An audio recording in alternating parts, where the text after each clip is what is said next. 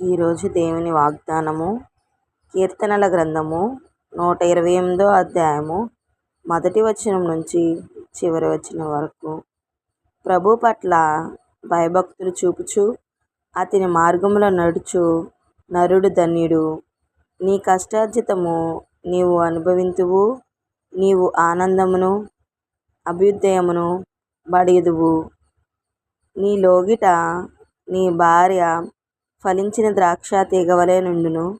నీ భోజనపు బల్ల చుట్టూ నీ తనయులు ఒలీవల పిలక వలె ఒప్పుదురు. దేవుని పట్ల భయభక్తులు గల నరుడు ఇట్టి దీవింపబడును.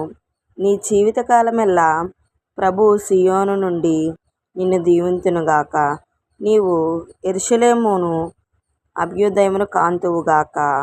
నీ బిడ్డల బిడ్డలను కనులారా చూద్దువుగాక. ఇశ్రాయేలులకు శాంతి కలుగునుగాక. ఇదేంటి వారి వాక్కు.